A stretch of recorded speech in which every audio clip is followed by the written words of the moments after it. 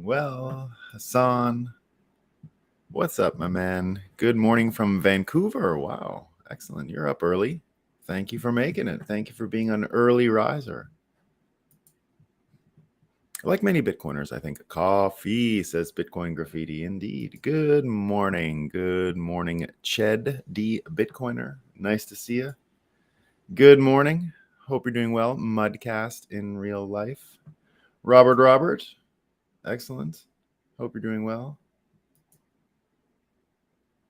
Good morning, Defina. Morning, Bitcoiners. Bud says, love the art on the YouTube channel. Thank you, man. The Midjourney stuff's going well. I'm becoming a pretty strong prompt engineer, I think. I do a few super prompts to get the images. And by super prompts, I just mean gotta kind of trick the thing sometimes, right? It's not exactly writing. It's a little bit different. Don't confuse it is what it comes down to. It's very dumb, right? It's very dumb. If you put descriptions for like two people, it can't figure it out, right? So this one, I tried to do a few national flag colors, right? Because, by the way, it is the fête nationale. Bon matin à tous les Québécois et bon fête Saint-Jean. Bon fête nationale, bien sûr.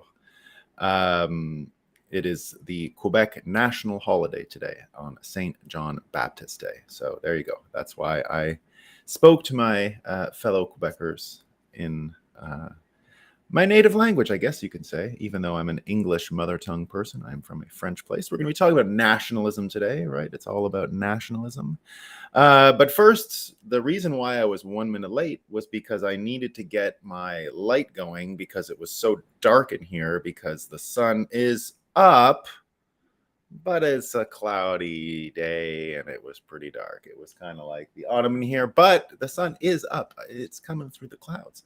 And Bitcoin is running, guys. So all that's left for us to do is have a coffee and talk about what's new. And we've got Kyle Crazy 541 asking for Moscow time. Moscow time. Moscow time. It's a special edition of Moscow time because there is Moscow time in Moscow. All right, so there's Moscow time in Moscow. We're gonna get that. We don't know what Moscow time is in Moscow, but could be. We'll see what's happening there. A few predictions have come true, but let's get to our pure Moscow time first. So I call this the werewolf defense. It's the werewolf defense. You ever heard of the werewolf defense? Well, Matt Visser, right? So Matt Visser is a journalist. Just before I tell you about Moscow time for Matt Visser, let me read you a little bit about this guy, right? So this is not a punchline. I'm not offering punchlines. This is no punchline. But this guy, Matt Visser, so he won an award at the White House Correspondents' Dinner a few weeks ago. And that's the award given to, journalists who did something really cool. And then all the other journalists say, wow, that was great, right? So they all get together at this White House thing. And it's kind of like where they crack jokes, right? Ha, ha, ha, this person said something. It's so ridiculous. So this guy won an award.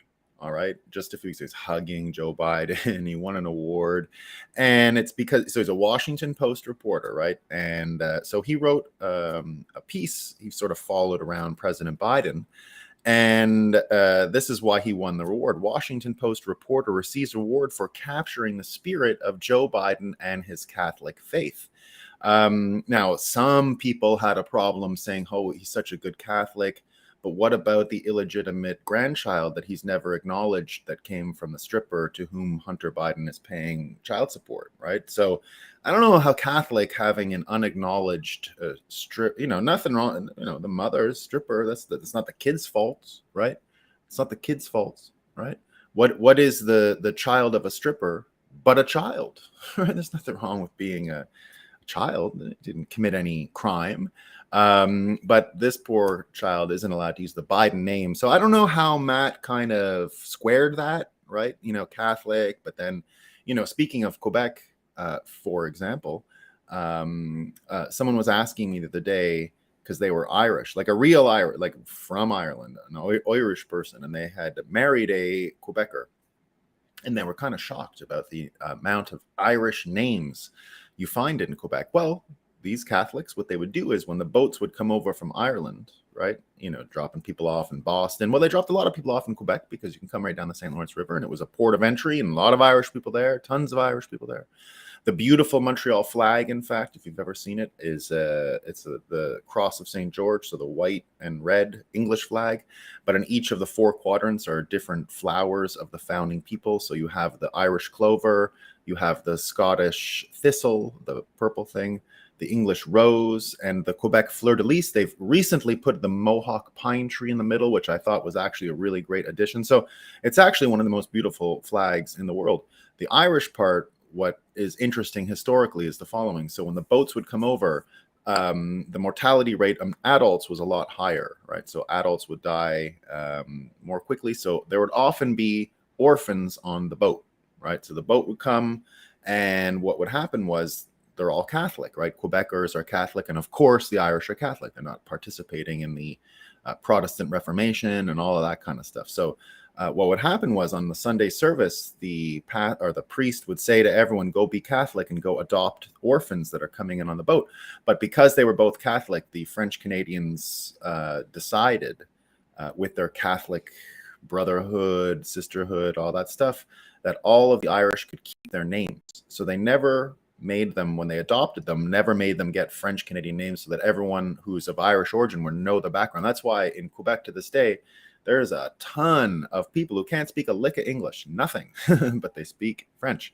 And they have these really like O'Shaughnessy and like really Irish names, right? So that's the reason.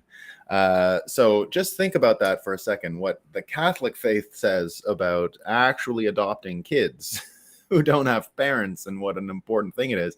And the old Joe Biden and his Catholic faith, right? So now remember, it was Matt Visser, who just, what a great Catholic. And so he won a special fancy award.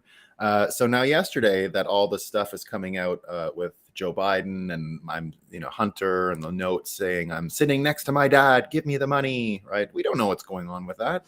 But Matt Visser came around, and this is, coming back to the Moscow time. This is the werewolf defense, right?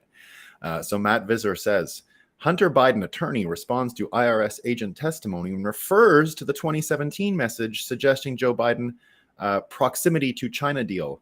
Any verifiable words or actions of my client in the midst of horrible addiction are solely his own and have no connection to anyone in his family. Come on, he's an addict. He was a werewolf last night. What is he supposed to do?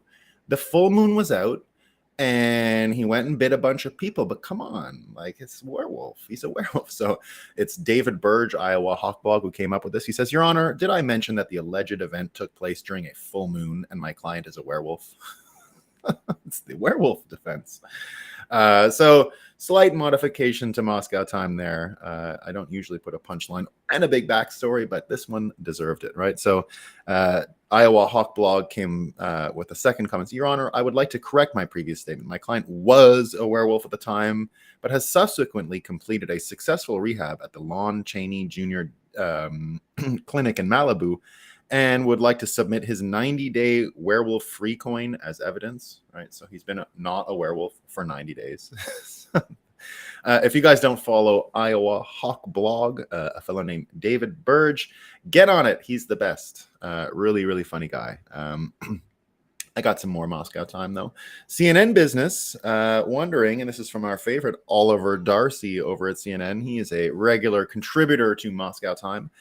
He says, the news outlets have gone all in on the missing Titanic submersible, but have they gone overboard on the coverage? Have they gone overboard? Zing. Anna Merlin is back, right? Anna Merlin is the girl who was featured in the Tucker Carlson interview about Hotez and RFK. It was the one he did 2 days ago called RFK is Winning. So she wrote an article, and of course Peter Hotez shared it. It's Joe Rogan, Elon Musk instigate harassment campaign against a vaccine scientist. And that was published on Vice. Isn't Vice bankrupt? like, why am I still reading Anna Merlin? I checked her Twitter. She's got like 100 followers. She's got more nose rings and piercings in her face than followers on Twitter. So that's pretty funny. So that's that one. And this one, come on, guys. It's Quebec's national holiday today. CBC News, a little present for all the Quebec listeners. And this is just, when I say Canada is filled with stupid people, and they're just a little bit behind the other stupid people in America, just a little bit behind the other stupid people in America. It's been a story for I don't know how long about what happened in Wuhan, and it's just the same news every day. We found out again it was a lab leak. It had nothing to do with the bats. We found out again. Like, how many times we found out that it wasn't the bat wet market and it was a lab leak? Well, CBC News, news today, U.S. intelligence agencies found no direct evidence that COVID-19 pandemic stemmed from an incident at China's Wuhan Institute of Virology, a report declassified on Friday said. So the American outlets didn't even pick this up because they're like, can we run this one again? Can we go that way again? Right? But CBC says, let's run it. Let's do it one more time. They didn't put in the old bat market, but it's not a lab leak, guys. The Wuhan Institute of Virology didn't nothing to do with it. Nothing to see, right? Nothing to see there. All right. So the big story today, and this is a type of Moscow time. I think it's a type of Moscow time. It looks like there's a bit of a coup attempt going on in Russia. Now, again, I'll just mention two things right before we get going here, right? Cernovich says this. They spend days lying about the Titan sub being lost at sea, and you're all sure the news coming from Russia is real, right? Sticks, Axe, and Hammer says, apparently the Russian government is declaring Prigozhin's statement to be rebellion and plans to prosecute him. This might get very messy very fast. And then Sticks, Axe, and Hammer goes on to say, because of the fog of war, virtually everything we're seeing regarding Moscow, the Wagner Group, and current Russian policy in general is a muddled mess of propaganda mixed with truth. As such, little can be known other than Prigozhin is pissed at the defense ministry, right? So what we've seen is exactly that the defense ministry apparently shot at Prigozhin when they were in Ukraine. So what I will say is the the prediction that there was not peace between Prigozhin and the Wagner Group and Putin. I think I mentioned here before. If I didn't, Scott Adams has been saying that for a long time, right? So if I never filtered it through, I think I did. I didn't hang my hat on the prediction or anything like that, but it was one that I've been exposed to for a long while. Whenever you heard Prigozhin saying, we're not getting bullets, we're not getting arms, the logic that I could hear in the background was, yeah, it's true. We don't want you turning around and marching back.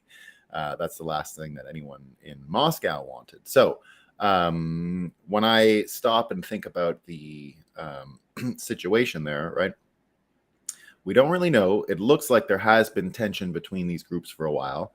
Scott Adams predicted exactly this, right? So I've mentioned it. Again, we don't get too much into the details with the Russia thing because of fog of war and all of that stuff. But what we do know is, I guess, the best breakdown comes. Marinov followed a pretty good case by case. So it looks like the Prigozhin guys were fired upon from the Ministry of Defense. That's their excuse. They've turned around. They've gone back into Russia. They've taken the town of Rostov, which I guess is a staging ground actually for the Ukrainian conflict. So this actually completely alters some supply chains and how the war in Ukraine will be prosecuted by the Russians. Now, backwards along the highway from Rostov to Moscow, checkpoints, everything shut down. Within Moscow itself, they've set up the national defense or the city defense plan. So the story looks like anyway. It really is happening. We've seen a few just before I got on air. There were a few visuals where we saw some helicopters fighting.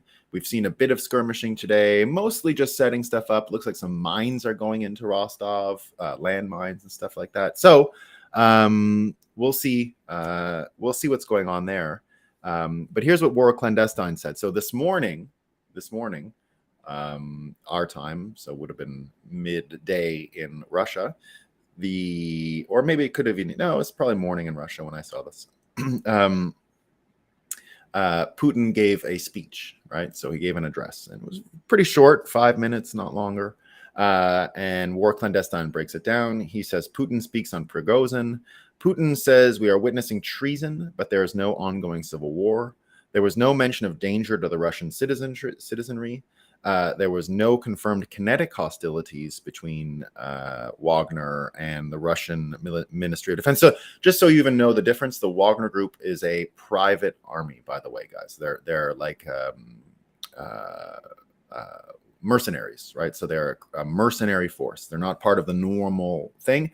Now, even just as another point of information, the Russian normal army is not analogous to the way Americans would think of their army and all of these things. It's not exactly the same thing, right? So there isn't a ton of respect. In Russia, the respect goes to the intelligence agencies, and the top quality males that participate in this usually go to where Putin himself comes from, the ministry of sorry, not the ministry, the spy agencies and intelligence agencies. So War Clandestine says Prigozhin wants a meeting. Don't know if that's really true.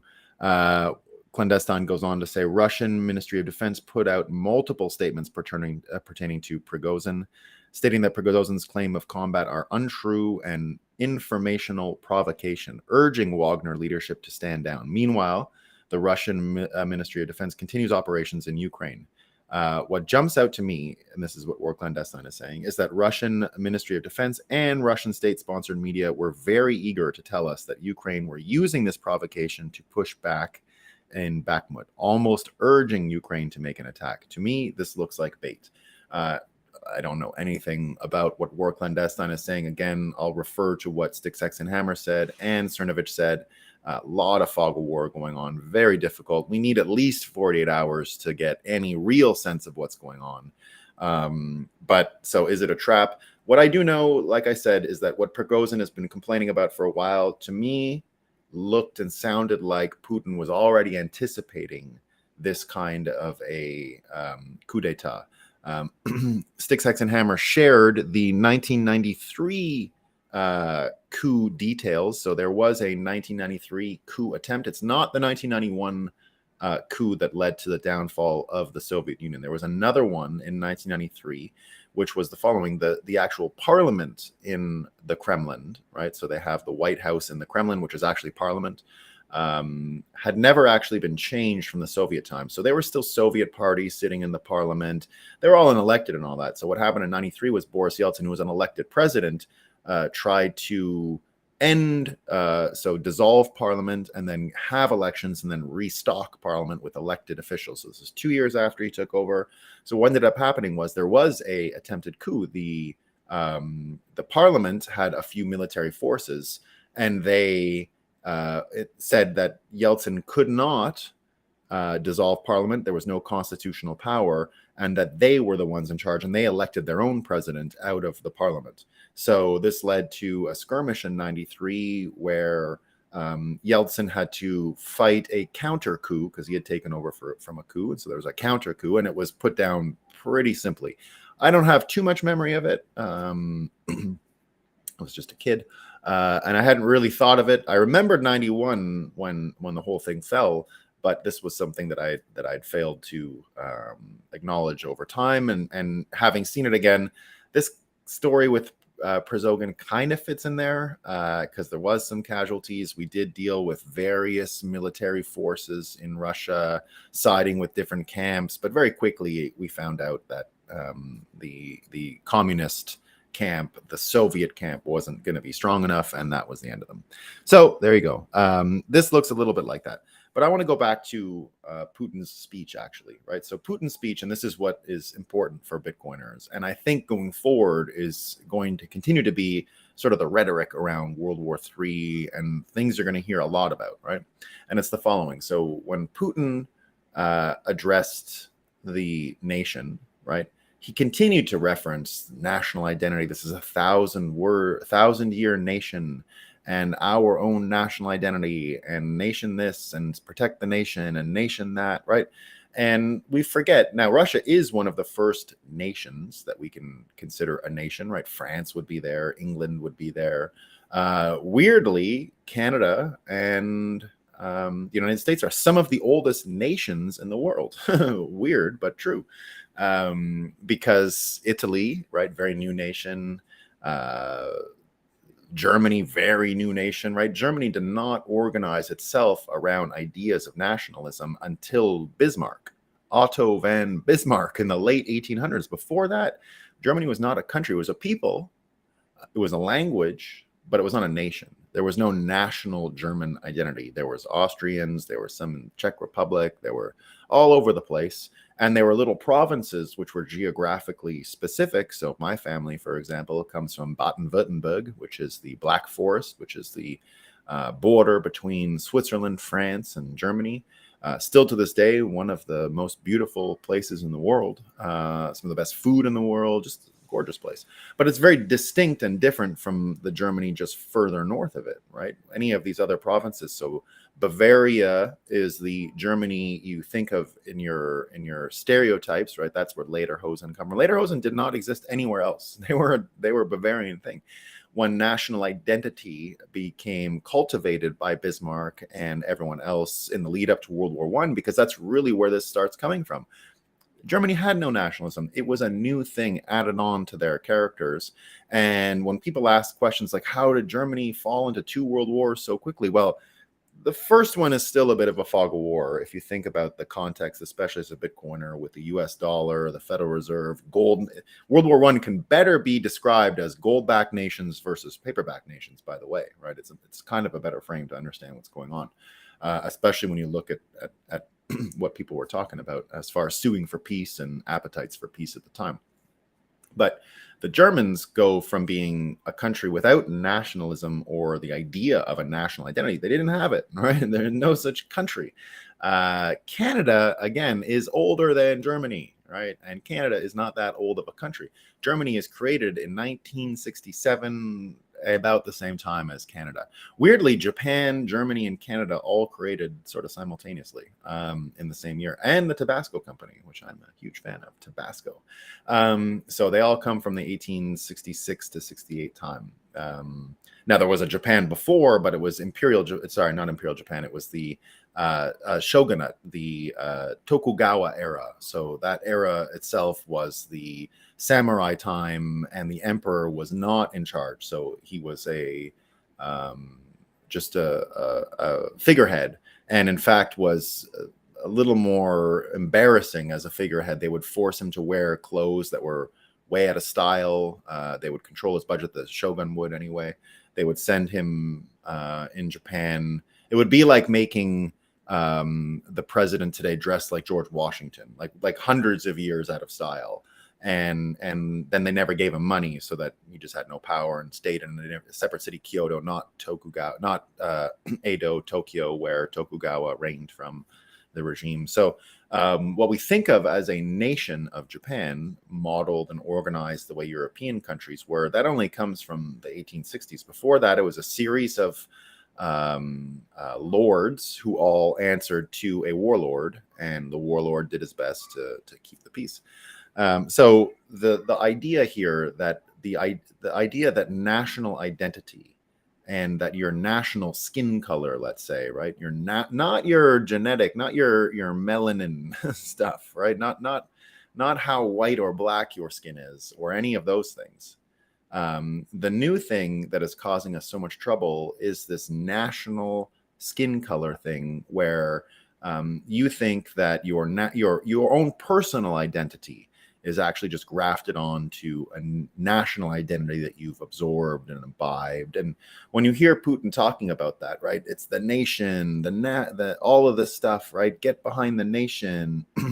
And then Bitcoin Graffiti says modern Germany is 1989. Yeah, I think so. But even just the concept of a place called Germany, there was no such place. It never existed, right? You would say you would refer to little parts of Germany, more specifically cities, that kind of stuff. You would never say 200 years ago, no one went to Germany. There was no place. You couldn't go to Germany. That didn't exist, right? You could go to Frankfurt, right? You could go to Hamburg, but there was no such place as Germany. You could speak German, right? That all was around, but this idea of a place called Germany, brand new, right? Absolutely brand new. And now France is a little different, right? France had been a nation for a long time. That's what's so unique about France, right? France had this amazing geography. It's surrounded by mountains and water. It has very, very few access points. And in the middle of all that is just some of the best land, the most sun-filled, fertile land in all of Europe. So it made sense to defend it. It was small and compact, and then you have the Pyrenees Mountains to the Spanish side. You've got the Alps that block the Italian way right up straight through to Baden-Württemberg and Germany and Swiss border. Then there is some plains, and that's all they really have to guard against, right? Is that area from Germany up to Belgium and the Netherlands, and they had enough even buffer states, Belgium and the Netherlands in some way, mixed areas, right? So that's why they speak multiple languages there.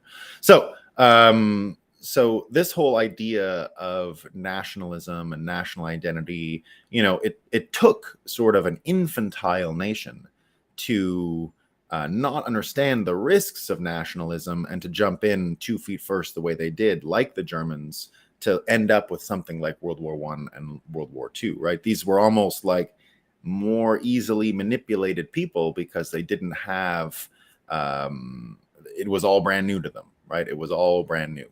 And America, for example, think about it. America going into World War I had a institutional memory of the Civil War inside of itself and understood what fighting amongst its nation really meant.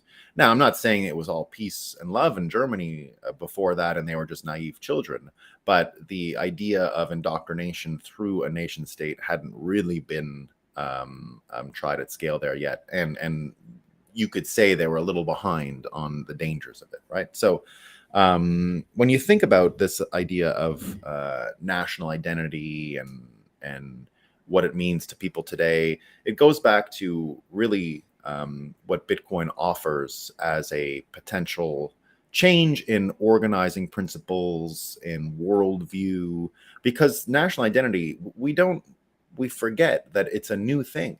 It wasn't around for a long time. Humans, for most of its history, have arranged themselves without any nation as part of our structures, right? We didn't need a nation in order to cultivate the land. We didn't need nations in order to have strong city-states, for example. Florence was not a nation at all. Ancient Carthage, the Carthaginians, didn't even speak the same language throughout their empire. It was just a trade network.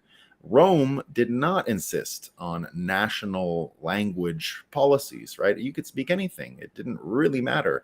They were a militaristic nation and had military laws, but they weren't really the same that we would recognize anyway today as a nation and a national identity. Now, the people in downtown Rome and the people at the middle of the Roman Empire, of course, there was an identity, but it didn't spread to every section of the empire. There was a lot of localized culture within the Roman Empire. So this idea of nationhood as an organizing principle and national identity as the basis of a lot of people's own personality is a new thing, right? It's a new organizing principle. And when you hear Putin appeal to nationhood and nationalism and all of these things, now I understand there's a lot of patriotic people in Russia. It probably will work with some, but I have a feeling there's enough people in Russia and in Ukraine, right? And in Ukraine that are a little not going to go fight for Putin and, hey, let's defend our nation. Now, there's going to be plenty. There's going to be plenty. I'm not saying it's none, right? But just like in America, right, I believe you're getting fewer and fewer people interested in continuing to propagate national identity, nationalism, right? I just don't see it as much of an organizing and conjuring and unifying idea that it once was. Because just imagine in America, right? Imagine Biden was in a similar instance. There was another January 6th thing, right? Like, how many Americans would be like, "Oh, Biden, yeah, I'm coming to help you," right? It's less and less every day, right? It's less and less every day. So, and less and less every day, and we can already see with what's going on we can already see what's going on with Biden now with his son and all of that stuff, and you can finally imagine that you're not going to get many people coming to support him because it's already evaporating. And weirdly, it looks like with the Hunter Biden story, the werewolf defense not working, right? You can't just say, "Oh, I was under the influence and an addict, therefore I'm not responsible for my actions," right? So it looks like the mainstream media has been given the okay to look into Biden now. And will this have any effect on American nationalism? I think so. I think America is about to get another layer of eye-opening accounts about what's going on in the United States. And I think even more people are going to peel out of American nationalism as an organizing principle.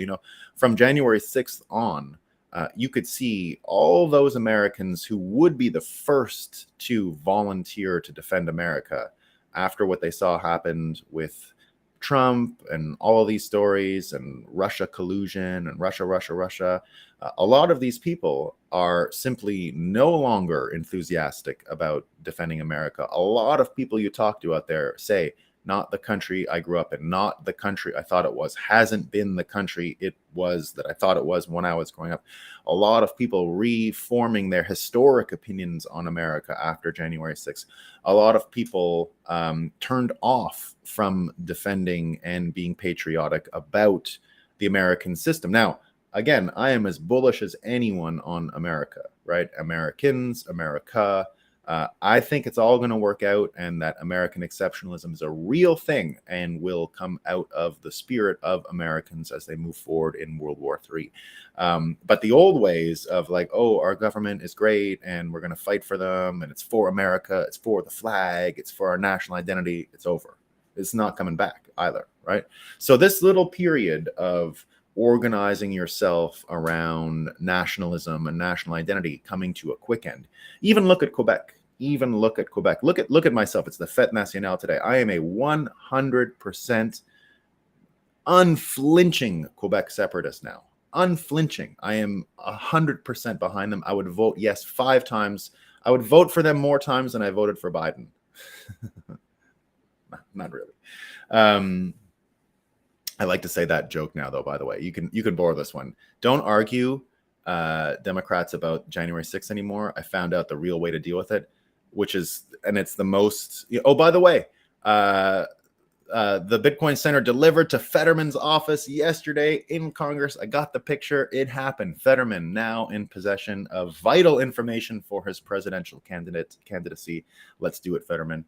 What was I going to say? The idea of nationalism as a Quebecer being a separatist, right? This would have been insane a couple of years ago because I still had Canadian nationalistic brainwashing. I said, oh, Canada's worth saving. Oh, what a great example for the world. French people living with English people, making a country. Oh my goodness, the whole world has so much to learn from us. We have to preserve it. It's worth preserving. Blah, blah, blah, blah. All bullshit. This is complete bullshit. Now I am not for, right? I'll never be for this.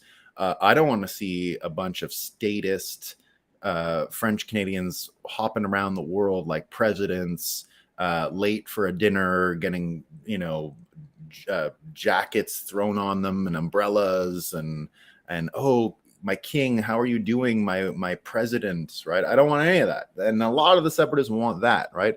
What I want is decentralization. What I want is Canada to renegotiate between the entities. What I want is a smaller state in Quebec versus a two-tiered federal provincial system that does nothing but add more layers onto it, right? In my case, I'm oh, this is great. Ich bin ein Bitcoiner. We got, you know what? If RFK does that, it's going to go crazy. If he actually takes the JFK speech, so if you guys don't know that, when JFK goes to the Berlin Wall, he says, Ich bin ein Berliner, right? I am a Berliner, right? If he does, Ich bin ein Bitcoiner, wow, that's going to be big news, right? So indeed, from my perspective, as being someone who did once have sort of sentimental feelings about Canada and the nation of Canada and all of this stuff, Bitcoin has helped me leave that delusion. I can still love Canadians. I can still love Alberta. I love Alberta. I love Alberta. It's an amazing place, and I love Albertans. But why am I in a weird contractual relationship? Do you know how much money Alberta had to pay Canada yesterday? The transfer payments were announced. Alberta had to pay Quebec. It's not just Alberta, but it's sort of the provinces they're used to ripping off. They rip off Alberta like this. So we do this thing where rich provinces have to transfer money to poor provinces, but Quebec, this is why it doesn't work. It's an awful relationship. Quebec, it was Trudeau's dad negotiated that our hydro energy that Quebec produces doesn't actually count in the GDP of Quebec. Like weirdly, it's not a part of the economy, right? So they get to subtract the most amazing energy system on earth from their actual economic output. But Alberta has to keep all of the energy policies as part of their GDP. So whatever oil they sell, it all counts. So of course they're rich. They get counted as being so rich every year. And Quebec is, oh, I'm so poor. I have no money. They have all that. They've got gravity and it works and it ain't going to stop. And we have so much power and so much energy. So imagine the situation would be like this. I'm not kidding. For Americans to understand what's going on, it would be like Texas. Quebec is as rich as Texas. It's as rich as Texas. Right? Oh, we have no money. And then like Oklahoma and Colorado and the Dakotas have to pay for Texas. That's what's actually going on in Canada. That's actually what's happening, right? Quebec got $14 billion, $14 billion in transfer payments yesterday announced, right? So, bon fête nationale Québec, 14 milliards. But we love Canada is so stupid that they agreed to this, and it's unsustainable. It doesn't make sense. And Quebec knows it. They can get along without the money, right? We get nothing but goodies in Quebec. You should see the new train they put in Quebec. It's amazing. It's amazing, right? It's just great. They're never going to get anything like that in Alberta. They can't get anything in Alberta. Nothing. They get laughed at, and the only thing they get in Alberta is a book on how to speak English or French. That's it. They get French lessons, free ESL courses, and free FSL, sorry, French as a second language courses, and that's about it. They get a book on how to speak French, and that's the deal. You give us 14 billion, and you got to read all your cereal boxes in bilingual French. You can't even get a straight English cereal box in Vancouver, and I think our viewer from Vancouver can attest to that. Imagine he lives 4,000 miles away from Quebec, where there aren't any French people anymore, and all products still have to have bilingual packaging. all Frosted Flakes, corn pops, all of it bilingual signs. So the idea for me anyway of nationalism was probably crippled earlier than most people, because I grew up around these separation debates, and I grew up around ambitions for people to be nationalistic and what nationalism meant. And I went down one path, which was to preserve what I thought was the more benign state. But I did understand that there was another option available, which is the separation of money and state, and that you don't have to bother with these people anymore, and that there are better ways to organize ourselves as human beings than around a nation state. And nationalism itself running its course through history right now. So here's what we see from, I think, yeah, they're really dumb. Yeah, they're the dumbest. No, well, that's not true.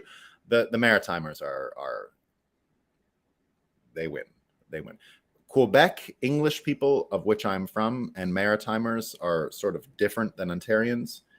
And I'd say the Quebec English people and the Maritimers are the least the least capable, right, of having a worldview. Not, they've got local views for sure, but some of the nicest people, right? Some of the greatest, generous, thoughtful, great people. But just think about, like, you can actually tell each state and how stupid they are by their COVID response. Quebec was bad. The Maritimes were worse. They didn't even have COVID. There's no one there. There's nobody there. There's not 1 million people in all the provinces in Atlantic Canada. There's nothing happening, right? And because of that, they went way overboard and all of these things, right? And that is the area, the Maritimes in Canada suffered the most from the creation of Canada. The most. They used to fly the red ensign, which was their flag, and it was the most popular flag in all maritime channels. It was the next city down the coast from Boston, instead of some weird city on the coast of Canada, right? It was a major thing, Nova Scotia, Halifax. And they were huge trade people. Remember Hong Kong, for example, Hong Kong, Montreal, all of these cities created by Scottish Enlightenment refugees, who were the only literate people in the world. Scottish Enlightenment, that's why it existed. That's why Adam Smith and all these people were possible. The Scots were literate at 100% clip before anyone else in the world. So when they started leaving Scotland to go to these places, they were functional as bankers. They were functional in all ways. Montreal is really a Scottish town, right? Halifax had filled with successful Scottish entrepreneurs that were running the world for a long time and running global markets, right? They were, as I said, literate. Adam Smith was not an accident, right? He was bathing in international banking because Scottish people had an important role. Hong Kong is a Scottish city. Scottish. It's not English. Scottish, right? People don't realize that. 100% Scottish. The Scottish people were the only people in Europe that when they made contact with Chinese people, for example, that the Chinese people and the Japanese people could even stomach, because the Scottish people were wiping their bums, right? That was a start, right? Europeans didn't wipe their bums. They were the filthiest people in the world. Those pirates and all these people on the boats around the world. The Scottish, when they would run their boats, they had a poop deck, right? They didn't live like the rest of the filthy European people. Not even close, right? Not even close. Way more advanced, just not great farmland, and had to leave and had trouble with the English and all kinds of issues, right? So the Scottish people held a huge role in making the modern world, and Halifax, had it been left on the course that the Scottish people put it on, would be a global banking hub and world shipping center. Not, go look at the map of Europe, for example, right? Go look at the map of Europe for a second. How many cities are actually on the coast? Lisbon. That's it. They don't do that, right? They don't put cities on the coast in Europe because they could have been bombed, they could have been hit, they could have been struck.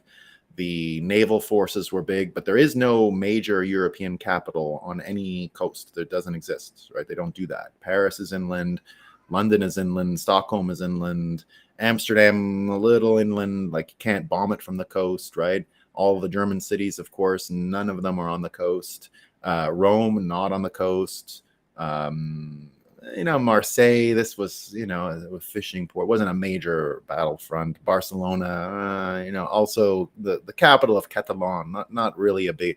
It's become big from tourism, right? And it's a beautiful place, but in history, not a big player. Madrid, in the middle of the country, was where the political power was, and again, middle of the place. So it took a lot of guts to build a city on the coast. That's what it comes down to. It took a lot of guts, right? Halifax has a major citadel, star fort right in the city on a hill. Bang, you can't just come to that town, you're going to get rocked. So they were confident enough to build it, and they had it, and it worked fine. Now look at them. They joined Canada. They're just another source country for immigrants for Canada, right? Scotland, or sorry, Nova Scotia, New Scotland, has not participated in immigration in Canada since the last Irish potato famine. They don't get people. They're just old people because all the young people move east or west to the rest of Canada. They all move west to the rest of Canada. They're just another source country like China or Africa, in Morocco, Syria, where we get a lot of French language Moroccan people in Canada, immigrants, right? And so they haven't participated in that Canadian experience in 100 years. 100 years. They're hardly Canada, and they're hardly themselves, right? They're just a shithole on the coast of Canada with some of the most beautiful land, beautiful people, but really low energy, not building much, not really progressing, all those things, right? And so held down in many ways by the Canadian vision, because the Canadian vision was really about how well can Quebec and Ontario do, and we'll see about the rest, right? And of course, Vancouver. It was always those three, right? The point of Canada was to get those three areas running, and they just they just all day, right? All that to say, this idea of nationalism and national pride, it's one of the last things that institutionally believing people have left in America. It's the Biden thing. He's the president, and the January 6th people are the worst, and all this. But now, weirdly, it looks like the mainstream media was given permission to start writing articles about Biden and Hunter, because they never existed before. You had the Matt Visser giving the werewolf defense, right? Oh, he was a drug addict. It doesn't matter what it is, drug addict, right? But now it looks like, because a bunch of stuff happened yesterday, it looks like the media is finally starting to ask questions. You had a few examples. So the New York Times, Ken Vogel, wrote the following tweet. Within 10 days of Hunter Biden's WhatsApp message to the Chinese official associated with CEFC, a CEFC subsidiary sent two payments totaling $5.1 million to accounts linked to Hunter. So the money's real, right? Hans Monkey writes, the fact that New York Times' Ken Vogel has been given the green light to report this, previously reported, suggests that Biden's time is coming to an end, which we don't want, by the way, right? We don't want that. We don't. We love Biden. As a Bitcoiner, I will. Here's the excuse. Here's what you say. I forgot to mention that. For people who have a problem with the Biden thing, just say, well, I'll vote for him 5 times again. And then they'll go, what? I'll vote for Biden 5 times again. And then let them figure it out, right? Even if it's not true, that's what you say, right? As a Bitcoiner, we love Biden. We love him. He's great, right? For exactly this thing. We don't want the nation states to be successful. We're accelerationists, right? That's why it's Fetterman is better than Biden. Biden's good enough. But what if they go with, what if they impeach Biden now and they get like the guy from California with the hair, right? I don't know if we can, they can scam anew with this guy, right? It's a full clean slate of scams. Having Biden there, works. So yesterday, Karen Jean-Pierre and Kirby, the two people who normally get to say whatever they want to the media, they're the press secretary and defense spokesperson. They got harassed by the mainstream media yesterday. The mainstream media actually harassed them, right? Tim Young said, for once, the media wouldn't let Karen Jean-Pierre run away from questions about Hunter Biden and his corrupt father. And you can go see these things there.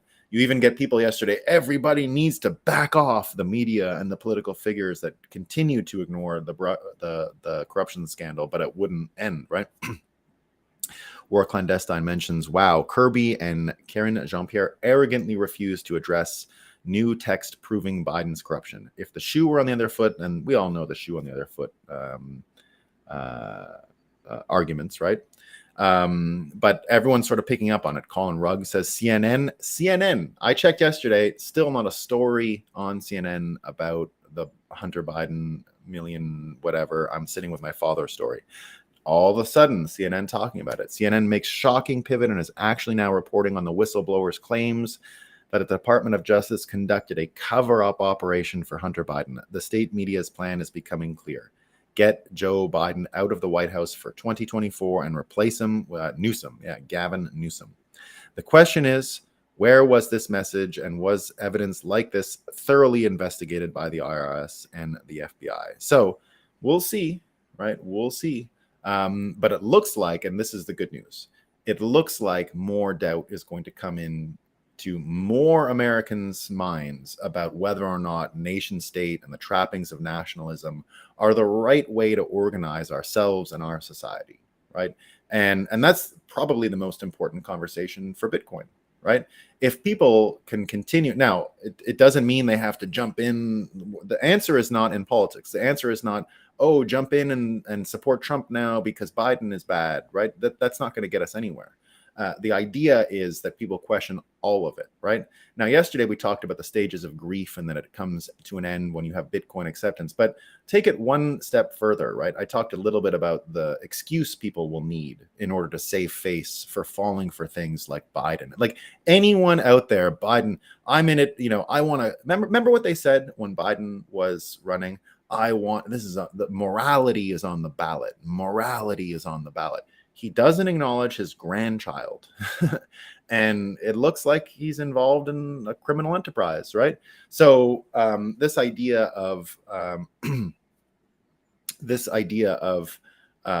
morality and all of these things, people, whoever supported this and ignored what was obviously true, is going to need an excuse to get out of this without embarrassing themselves, by being able to save face. They need a way to get cognitive closure, to just say, oh, this is why I was wrong, right? This is why I was wrong.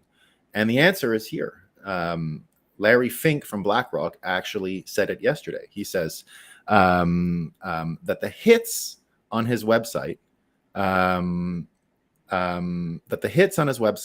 for normal subjects, right? You get like 1,000, he gets 3,000 for monetary policy.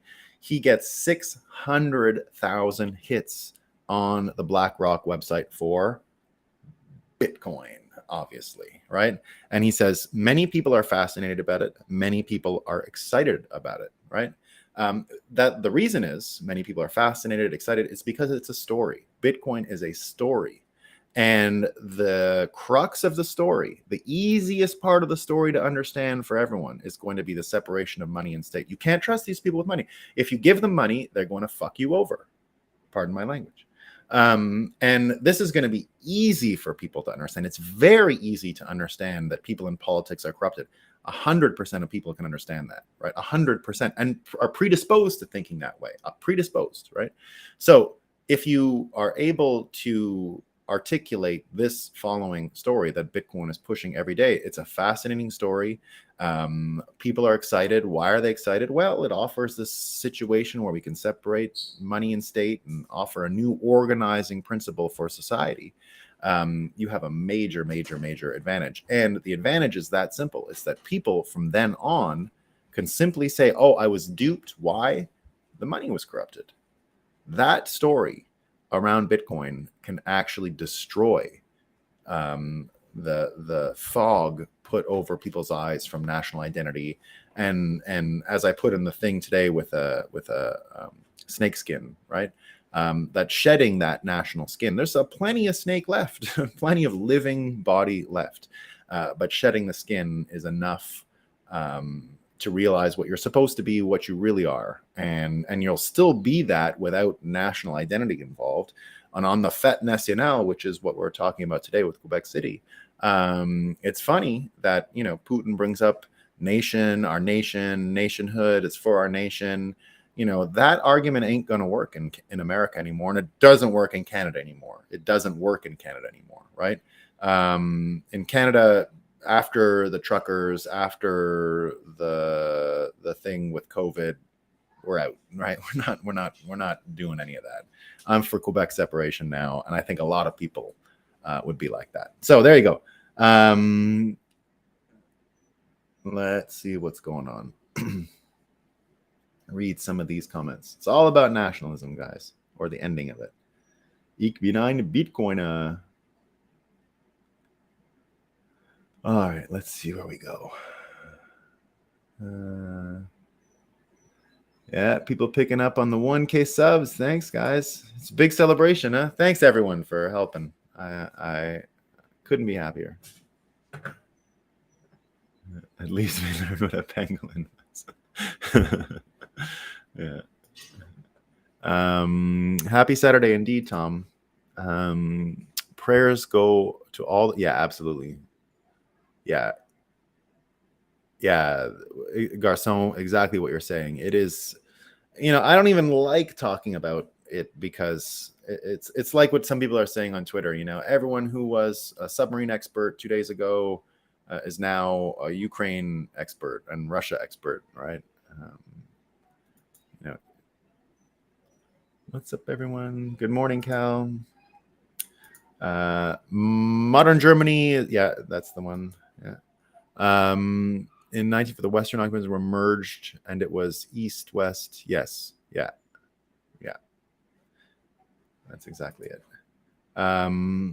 Germany was established in 1871 after the Franco-Prussian War, precisely. Yeah, so Canada, indeed, older. Older. People don't realize that. I think Canada is like the 4th oldest country in the world or something stupid like that. Like you never think of it, right? You never imagine that. Alsace-Lorraine were taken from France and became a pawn in World War I. They were given back to France in the treaty and caused an issue again. Yeah, I've been to Alsace-Lorraine many times. It is.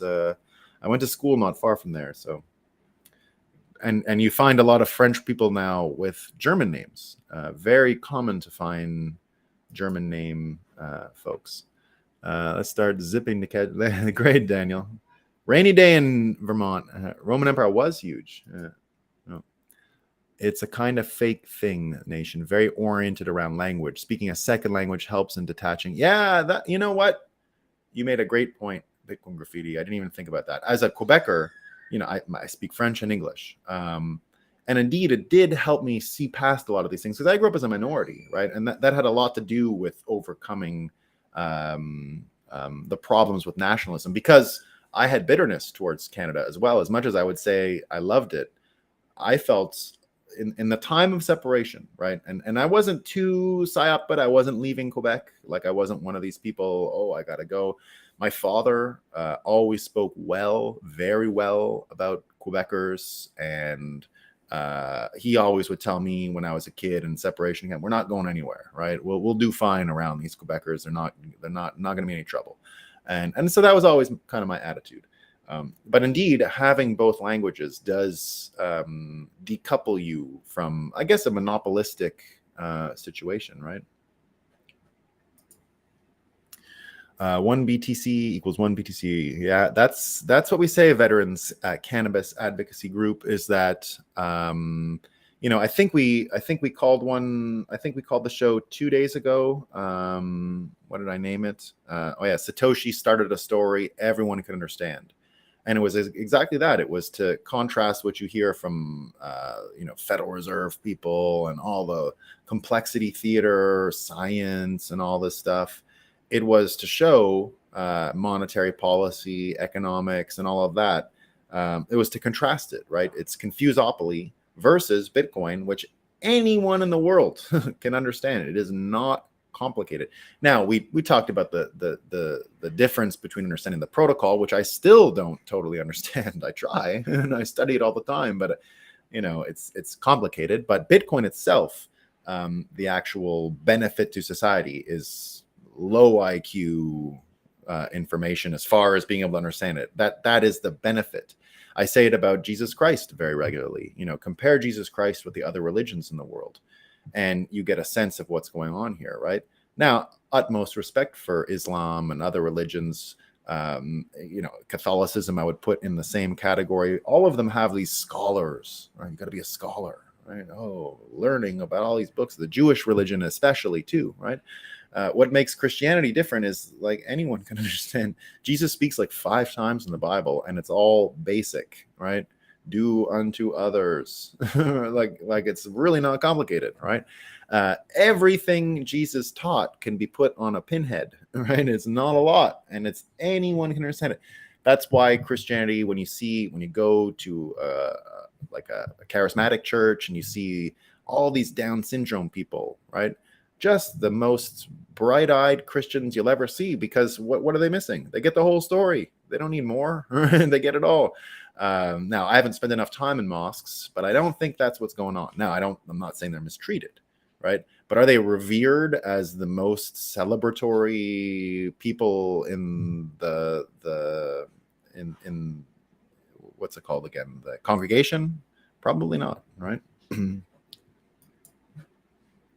The American dream was stolen from the youth by the greediest. Might have gone back further, Hammersaw. We might find out that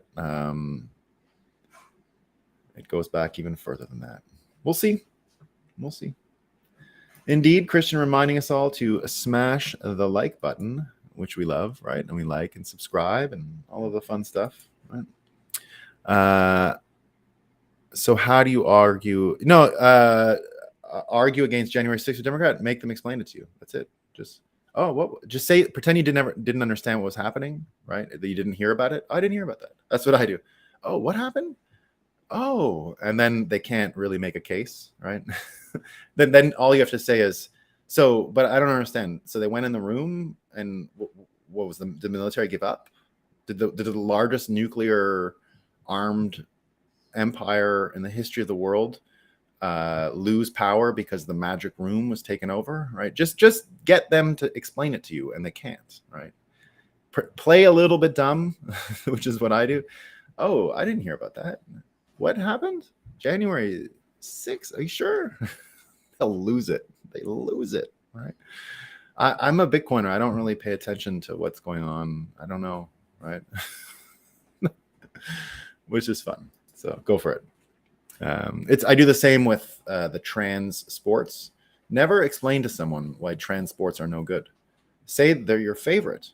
And actually, what I really want is, like, why do we even have a distinction between boys sports and girls sports? Let's just let everyone compete. I'm for everyone together. And then the person advocating any trans sport will say, but then the girls can't compete. And you'll say, what? I never said that. You're saying that. I want everyone. And then they'll just argue against their own point. You can do the same trick with January 6th. People will argue against themselves in 2 seconds trying to convince you. They won't notice it all the time. Some people do notice. It's the only way to convince people.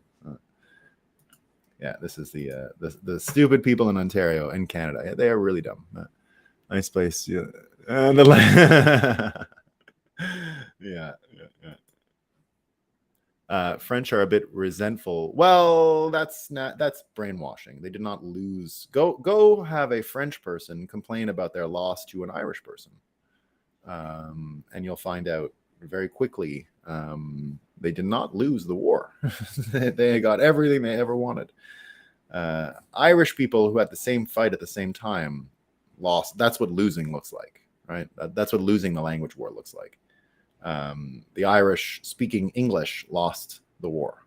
The French in Quebec still speak French, right? They did not lose the war.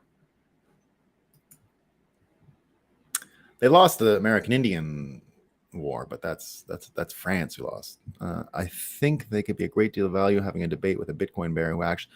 That's the hardest thing in the world to find. I've many times looked for a Bitcoin bear who actually understands Bitcoin. There are none. If you understand it, unfortunately, you stop being a bear, right? So that's the problem. But I have been looking for one of them for years. But I've thought the only way to do it, I was predicting for a while that this bounty that we saw with the RFK Hotez thing was exactly what I said is the only way to get a real Bitcoin bear out there, because the other part of it, there's no upside. Bitcoiners are so religious about Bitcoin that they won't. You can't make a point, like it's a hostile environment, adversarial and hostile environment for any one of these people to enter. So you got to give them money. You got to pay them. So I think we can get one if we put up a real bounty. Like if a bunch of Bitcoiners say, I want to see this person debate this person, and they put a prize, like an actual purse, just like what happened with Hotez, we could get one. And I've been talking about that internally at Bitcoin Magazine for a long time. If we want to debate, let's put up a purse. That way, the person who believes they're going to lose no matter what, if they come into our environment, will still walk away with something. Therefore, we'll get someone better. Not just Peter Schiff, who's really just rolling you, right? You understand that. Peter Schiff owns Bitcoin, and just stop. It's a scam. It's a total scam. It's a person. It's a character. He plays a character. Close to real life, but it's a character, right? Love the guy. Don't stop following Peter Schiff, right? He's great. Every Bitcoiner should follow Peter Schiff for real. But understand that when Bitcoiners get angry at him, he understands how the world works, right? His kid being a Bitcoiner, it's a show. It's just a show. It's a show, right? It's a total show. Great show. A lot of what he says is sincere. I'm not saying don't trust him. That's not what I'm saying. I'm saying on the Bitcoin thing, he plays psychological games, and don't trust that, right? It's not true. It's all fake. I don't know how much Bitcoin he has or anything like that, but it's not real, right? So he's all this to say he's not really a good debate candidate for my purposes, because we've heard it a million times. We know the show. We know the arguments, blah, blah, blah. So there you go. Beaver Fur Trading Post, Canada. That's what it was. Bitcoin, that's for sure. Ted's World, talking about the poop deck. Scrub the poop deck. Yeah, scurvy fur trader. I went to Quebec City this year during the winter carnival to go skiing, but the ski resorts were, yeah, that happens. Yeah, it can get really cold, but I'm glad you got to see it there in the winter. It is beautiful in the winter. It's more beautiful in the summer, but it gets really cold there. Really cold. I went to law school there, so. I spent every winter there for several years. Is it at least cheap as fuck to live there? No, Nova Scotia is super expensive. I have friends who moved to Quebec. Like one of my friends went to law school, and he was from Halifax, and even he couldn't believe how cheap cost of living is Quebec. Quebec is super cheap cost of living, super cheap, like the cheapest in North America, I think, especially Montreal. Like compared to other major cities, I've got a great place that I rent for the summer or for this year while I'm doing renovations here on the farm, and super cheap, super cheap. Always has been. I was able to live in downtown Montreal as a 16-year-old. And I didn't pay $200 a month for rent in a nice place. That same place today wouldn't be $600. So you can get amazing places in Quebec for cheap. You've been there quite a few times. Awesome, Nicotine. Good. Yeah, awesome. Hunter is a PDF file. America needs a real leader with an IQ above room temperature. No, they don't. They need it lower. We need a lower IQ for Bitcoin's sake. Accelerationism, hammer saw. But I'll take RFK. If I can't get Fetterman, I'll take RFK. I don't want the criminals. It's too much with the criminals, actually, But it's going to work. I mean, not really. It's tourists in your Quebec in the Montreal area, but not sure about the not so popular areas. I'm in the Eastern Townships, which is pretty popular. Can't handle Bitcoin, then can't handle the truth, man. Yeah, but it's still it's still the ego thing. Right? You still have a lot of people that will not like Bitcoin because they're too invested ego-wise in credentialism and fiat trappings and all that, right? Bitcoin graffiti, indeed, there is a coup. We'll see what's going on. not bilingual in Quebec, though. I'm not sure what you mean is not bilingual. The whole COVID and trucker stuff also warmed me up to the idea of Wexit. What's Wexit? Oh, Welsh? Leaving? Could be. Good example of a Bitcoin reality. Yeah. So this is how I think it happens. I really do think it happens this way. I think it happens with loss of confidence in the nation state. That's why we call this show The Breakup. We're literally breaking up with national identity. Right? That's what was going on. Thank you, Gold 106 on the 100 on the 1K. Real happy. I was in Quebec City when the truckers were there 2 years ago. Best Canada Day ever. Yeah. Awesome. Yeah, Anglophones are absolutely the minority. Bitcoin graffiti. Yeah, I grew up as a minority. We're about rough. Let's say Montreal's about 4 million people. Everything suburbs, maybe 1 million are English, something like that. But if you're downtown, you would be confused about that reality because all the English people are sort of concentrated downtown and in a couple neighborhoods. We have like a big Jewish neighborhood, a big WASP neighborhood, and those places are pretty English. And downtown, because McGill University is there, tourism also feels extra English. But the minute you leave any of those places, I mean, it's French, French. What are your thoughts about the UK during COVID? The people showed their true colors on how easily everyone accepted lockdown. Yeah, I think UK for a long time did lose. I mean, is there a price to pay genetically in colonizing the whole world? Right? What I mean by that is the best, like who's left there of the native stock, let's say, right? It's the people who didn't want free land and didn't want to go and carve out a pioneering life. So, there's a bit of self-selection going on there. But they're going to get over it. I think they're going to be fine. I think everyone I think COVID showed how many people are willing to accept the narrative around the world. It wasn't just UK, right? How many people were willing to do basically the Stanford prison experiment, right? We just did a massive Stanford prison experiment and gave power and self-righteousness to the guard keepers, and they went way too far with it. Now, I think UK has the same problem as everyone else. So I think they'll get over it in the same way, and they'll need something like Bitcoin, which will give them their fake excuse to understand their bad behavior during those instances, right? They'll just say, "Oh, the money was corrupted." Oh, which is a good thing, right? We don't want to. We're not trying to teach dogs not to pee on a carpet here, right? That's not what we're doing. Like the people who were psycho during COVID, we have to have a little empathy for them. I know it's hard, but they were stupid people brainwashed by evil people. And so you gotta offer them Bitcoin in a way that allows them to save face and shun the old world, which is how Bitcoin is going to add to that cognitive closure about what happened. Quebecers can really they can be. When I was there, I got a heart. No, they think you are, though. It doesn't matter. Anyone who's not French is in English. They can be really harsh. Yeah, they can be. I've been kicked out of restaurants. I've been asked for an English newspaper 20 years ago in the French part of town and see what happens. Not cool. But I forgive them all. Being around Italians was much chiller because they were minimally bilingual. Yeah.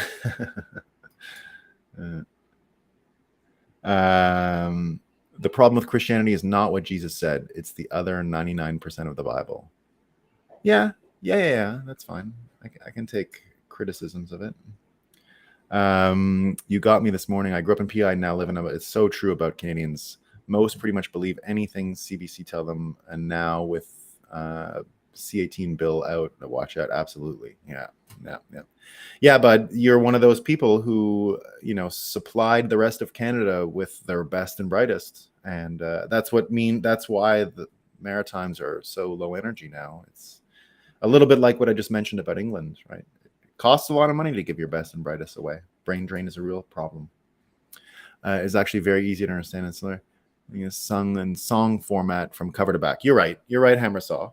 But Down syndrome people cannot memorize that, because that's part of the 5 pillars of Islam, right? You got to memorize the Quran.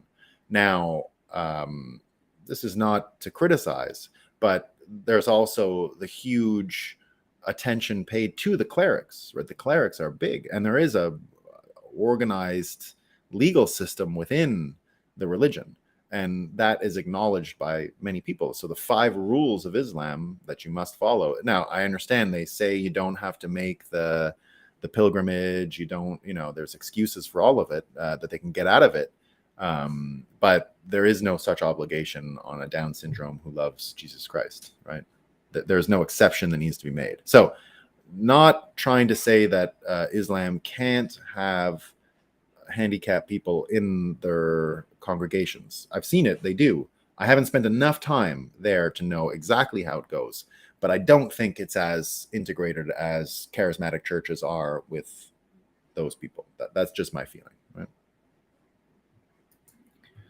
And yes, you need to leave the Maritimes if you want a good job and life. Yeah, it was the same in Montreal. I never wanted to leave Montreal, ever.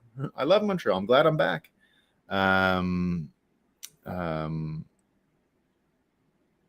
But it sucks that you got to go. I didn't like it. Quebec was the same thing. There you are. Peter is great. Yeah, he is signaling gets more bearish during the bet. Yeah, great. He is great. He's great, guys. He's a cool guy. I've met him. There's nothing wrong with Peter Schiff. Don't let yourself get triggered by his show. It's a show.